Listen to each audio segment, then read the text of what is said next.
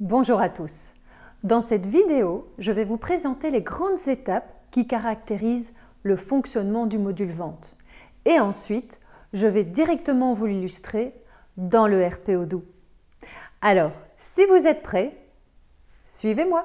Pour bien comprendre le fonctionnement du module vente, il faut tout d'abord savoir que celui-ci se base sur les grandes étapes d'une transaction commerciale.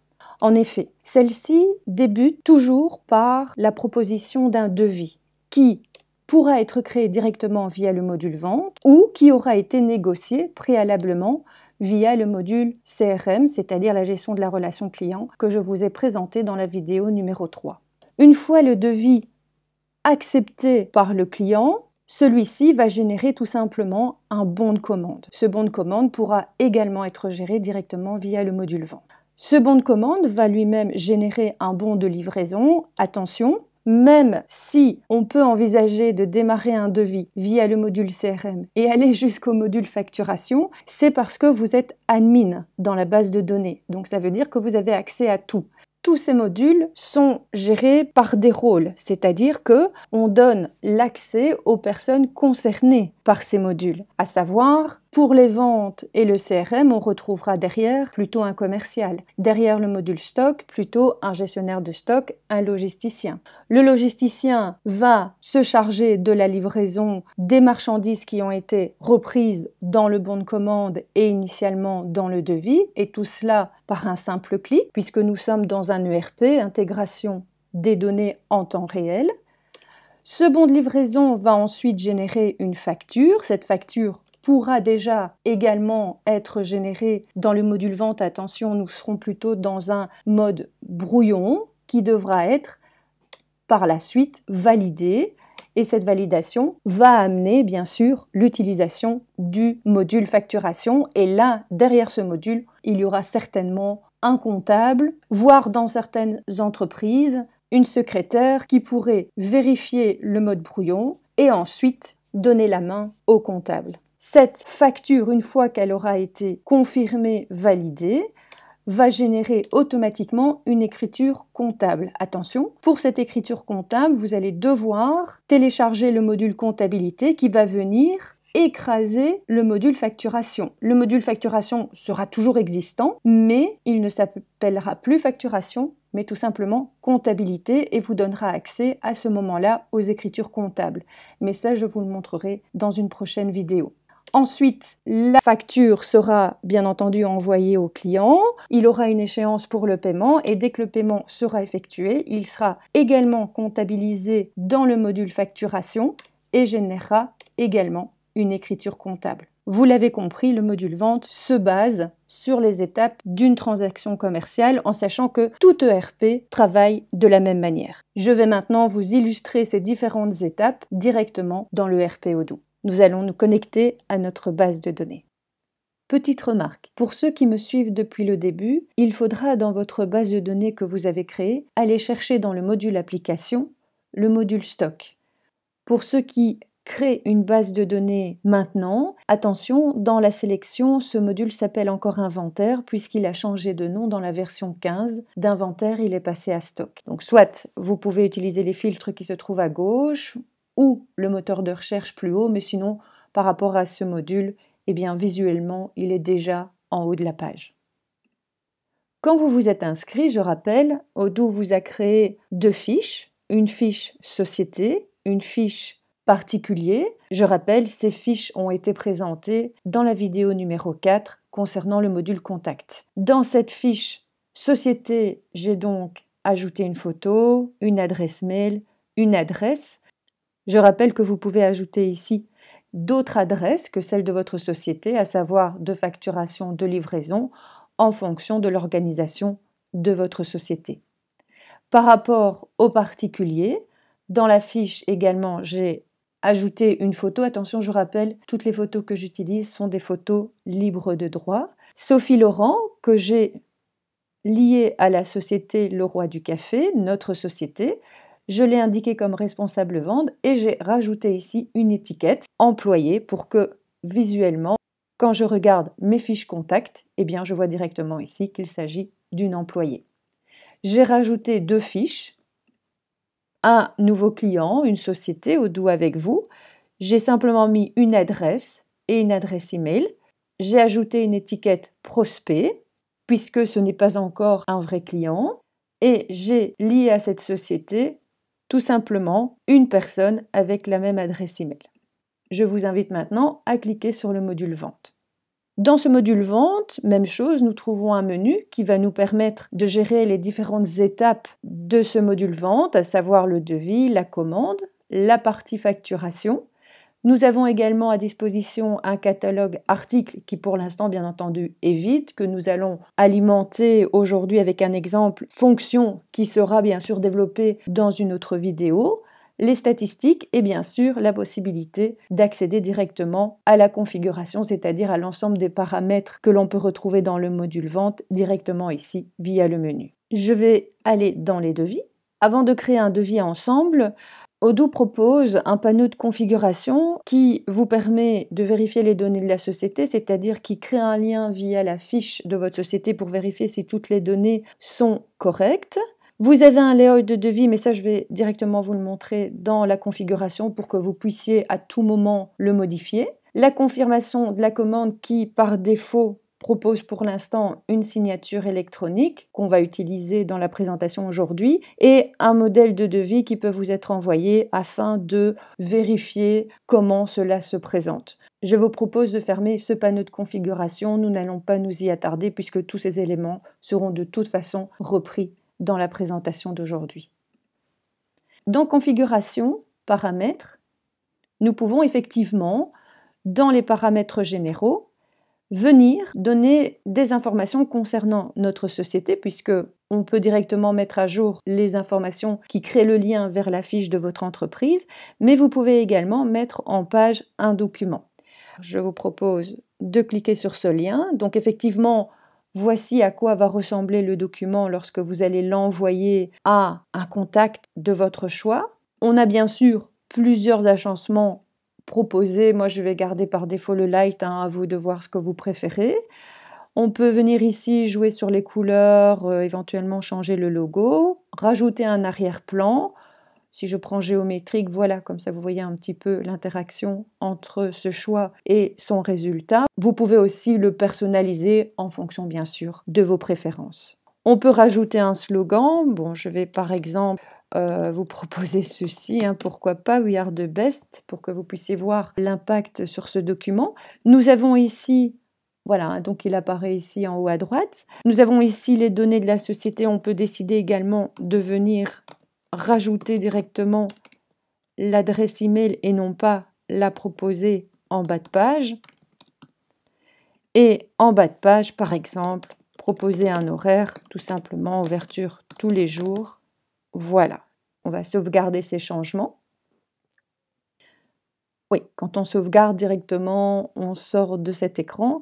Je retourne dans configurer la mise en page et le PDF apparaît en bas de l'écran. Vous cliquez dessus et on voit directement les éléments que nous avons rajoutés dans celui-ci et on vérifie si cela nous convient, bien entendu. Donc c'est comme ça que Odoo présentera vos documents commerciaux. Je retourne dans mon module vente et nous allons créer notre premier devis. Cet écran vous propose d'abord de choisir un client. Nous allons prendre par exemple le contact avec lequel nous allons travailler pour la société Odoo avec vous. Donc directement, Odoo va afficher ici les coordonnées de l'entreprise, à savoir son adresse. Vous avez ensuite à droite la possibilité de donner une date d'expiration de ce devis, puisque vous savez que parfois les prix ne peuvent pas être garantis pendant une longue durée, donc on a la possibilité ici de venir directement l'indiquer, des conditions de paiement, pour déjà avertir le prospect, voire le client déjà existant de vos conditions de paiement. Et nous retrouvons ici dans le premier onglet les lignes de la commande. Alors, vous pouvez ajouter directement un produit. On va le créer ensemble. Par exemple, machine à café. Donc, Odoo va directement lui créer une fiche article. Si je fais sauver maintenant, je retrouve cette fiche article concernant ma machine à café. Je ne vais bien sûr pas développer ces éléments maintenant, puisque une vidéo sera consacrée aux fiches articles. puisqu'aujourd'hui on va surtout essayer de comprendre comment le flux de vente fonctionne dans Odoo. Donc je vais retourner ici dans Devis. Une ligne a été créée, je clique dessus pour accéder à mon devis. Je modifie pour pouvoir rajouter certaines informations. Alors, on va supposer que l'on va lui vendre une machine à café dont le prix sera de 100 €. Nous allons sauver ce devis. On peut prévisualiser ici ce que va recevoir le client. Dans l'écran qui s'affiche, donc c'est bien un aperçu du portail client, le client pourra directement accepter et signer son devis, voire rajouter un commentaire, voire le rejeter. Donc par exemple, si je clique sur le bouton accepter et signer, celui-ci pourra dessiner ou tout simplement charger une signature déjà existante, voire l'automatiser. Via cette option accepter et signer, le prospect pourra directement signer son devis, comme ceci par exemple. Bien sûr, si je fais accepter et signer, eh bien pour l'instant, je ne peux pas le faire puisque c'est simplement une prévisualisation, mais c'est ce que fera votre futur client. Je retourne au mode édition. Ce devis peut bien entendu être envoyé par email, comme vous le voyez ici en haut à droite. Le chemin que va parcourir le devis sera d'abord un statut de devis envoyé, ensuite un statut de bon de commande. D'ailleurs, si nous retournons ici dans le devis, nous voyons que l'état pour l'instant est reconnu comme tout simplement devis. Si nous voulons envoyer ce devis directement par mail, bien sûr, il faut avoir proposé une adresse mail dans la fiche du contact, comme je l'ai fait précédemment. Si pas, on va vous le demander maintenant et on intégrera directement, bien sûr, cette adresse email dans la fiche contact. On retrouve également joint un fichier PDF, donc si vous cliquez dessus, ce qui vous permet de le visualiser avant l'envoi. On le ferme dans l'onglet du haut et je vais envoyer ce devis. Vous pouvez bien sûr le récupérer dans votre messagerie si vous avez utilisé une adresse mail que vous pouvez consulter. C'est ce que moi je vais faire, je vais aller dans les mails. Je retrouve effectivement trace de ce devis dans ma boîte de messagerie puisque je me le suis envoyé à moi-même. Je clique dessus et là, je vois l'information qu'Odoo me propose. Petite remarque, je retourne dans ma base de données et je vais via le bouton configuration aller dans mes paramètres. Il faut savoir que par défaut, Odoo propose un accès directement par les clients au portail d'Odoo pour visualiser leurs documents et agir dessus, comme je viens de vous le montrer dans la prévisualisation, soit sur invitation, soit sur inscription gratuite. Le mail que nous avons reçu va nous donner directement un accès au portail. D'ailleurs, si vous allez dans les paramètres généraux ici, on retrouve également la possibilité dans les permissions, voilà, d'accéder directement au portail d'Odoo. Et si on clique ici sur les droits d'accès par défaut, on voit effectivement qu'un template pour les utilisateurs externes a été généré par Odoo avec une sécurité du compte correspondant à une authentification à 2 facteurs. Donc clairement, nous allons accéder directement dans le portail, mais dans les faits, il y aura bien sûr un mot de passe et un code qui devra être proposé par le client. C'est la raison pour laquelle, quand je vais cliquer dans le mail que j'ai reçu dans ma messagerie, accepter et signer le devis, je vais directement rentrer dans l'interface d'Odoo. D'ailleurs, vous le voyez, il n'y a plus de menu qui s'affiche et on retrouve ici la personne de contact de notre société, puisqu'effectivement, on a donné un accès directement dans l'application Odoo pour le client. Celui-ci pourra directement confirmer le devis, ce que je vais faire à l'instant, confirmer. Je retourne maintenant dans ma base de données, dans le module vente. Et là, vous voyez, l'état est passé en bon de commande puisque comme le client a déjà confirmé le devis, automatiquement, le lien s'est créé avec son compte dans ma base de données. Et maintenant, le devis s'est transformé en commande. Il a bien le statut bon de commande et je peux maintenant envisager la livraison. Cette livraison, je vous invite à aller dans le module stock. Et là, on voit effectivement que dans ce module stock, on peut y gérer les réceptions, donc par rapport à vos approvisionnements, mais également les livraisons. Nous avons ici pour l'instant une livraison en retard puisque nous n'avons pas indiqué une date de livraison autre que celle d'aujourd'hui. Dans cet écran, on retrouve ici une ligne Out, WH pour Warehouse, le stock, c'est l'emplacement d'où sortiront nos marchandises. C'est des éléments bien sûr que l'on peut changer également via le module configuration, puisque vous avez ici directement accès aux entrepôts. Je clique sur le roi du café et le nom court qui a été proposé est bien WH. Vous pouvez bien sûr envisager de le changer en fonction de vos besoins. Je retourne dans la vue d'ensemble et là, je vais cliquer donc sur En retard et ouvrir ce bon de livraison. Là, le logisticien va reprendre la main puisque, je le rappelle, attention, hein, ici vous êtes admin, donc vous avez accès à tout, à l'ensemble des modules. Maintenant, c'est clair que le gestionnaire de stock n'aura accès qu'aux éléments qui le concernent. Donc ce sont des rôles qui sont bien sûr définis en fonction des utilisateurs de votre base de données. L'article qui a été créé, c'est-à-dire, puisqu'on retrouve également l'accès au catalogue articles dans le module stock, puisqu'effectivement, le gestionnaire de stock doit aussi voir un petit peu l'état des lieux de chaque article. Donc si je clique sur cette fiche, nous avons un type d'article consommable. Donc nous verrons par la suite qu'il y a plusieurs possibilités. Si j'avais pris article stockable, à ce moment-là, ce que je vais faire, je n'aurais pas pu le faire parce que je ne peux pas vendre ce que je n'ai pas. Quand on prend le type d'article consommable, c'est quand le produit ne demande pas une gestion des stocks précise, comme par exemple de l'énergie. Nous gardons bien sûr cette donnée par défaut, ce qui facilite l'illustration d'aujourd'hui. Je vais retourner dans ce bon de livraison, donc il est disponible. Alors, soit je peux directement indiquer que c'est fait pour les quantités concernées, donc ici pour la machine à café qui doit être livrée. Elle est prête à être livrée, je valide. Si je ne l'avais pas fait directement dans la colonne fait, eh bien quand vous cliquez sur le bouton valider, Odoo va vous le proposer directement, c'est-à-dire de remplir directement cette colonne fait si bien sûr il n'y a pas de particularité, ce que l'on verra par la suite. Ma livraison a été effectuée, je retourne dans le module vente et là, dans mon devis, je vois effectivement que une livraison a bien été effectuée. Avec les boutons intelligents, on a un accès direct vers ces informations et le petit camion vous rappelle effectivement qu'il y a une livraison soit en attente ou soit, comme ici, finalisée puisqu'on voit que la colonne livrée a été automatiquement encodée. Il nous reste bien sûr maintenant à envisager la facturation.